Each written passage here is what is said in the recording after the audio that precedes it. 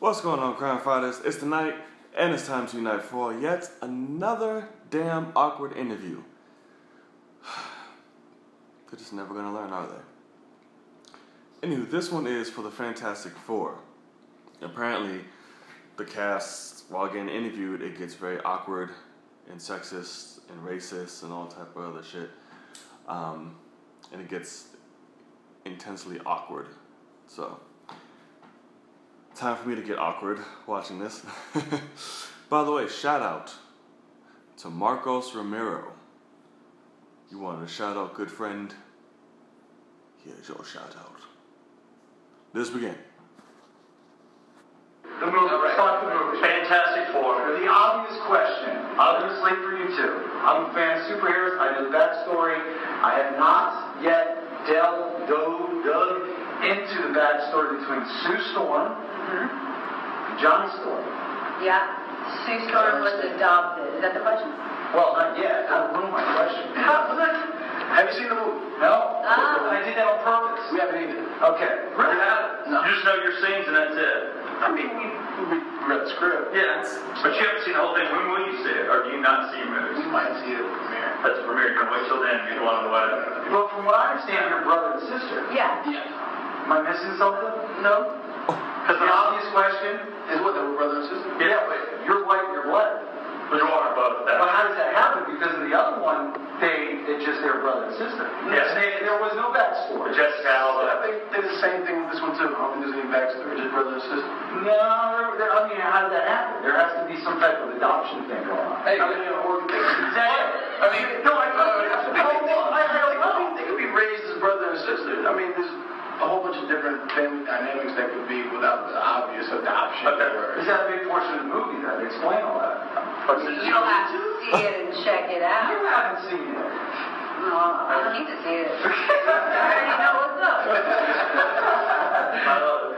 My question would be, after watching, I've seen the first two, the only two that I've ever seen, Jessica Alba and everything. Why do another one?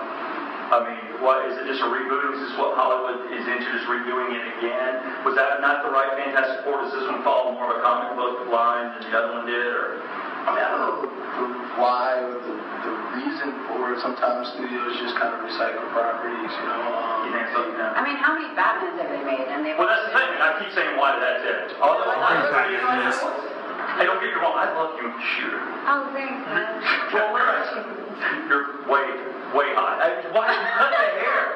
I'm sorry, I know. You don't like it. I can tell. No, but your hair was... that's not true. No, it's not true. No, man, that's not true. No, you look great with short hair or long hair, but the fact the long hair was excellent.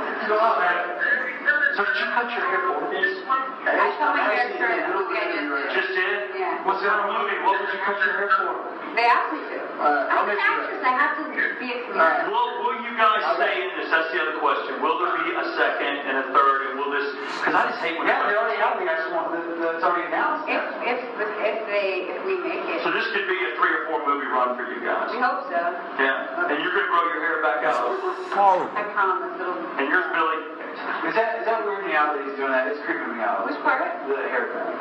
I mean... I'm a toe guy. Your toes are fine. Wow. All right, guys. Thank you so much for wrapping this up. Thank you guys for coming out today. Jesus. What the fuck is wrong with people? What's going on with all these journalists and all type of ists and interviewing people and just asking and being stupid?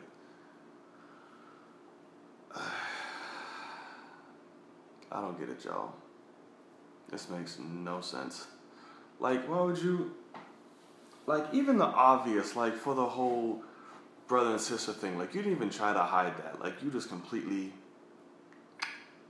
just threw that out there. And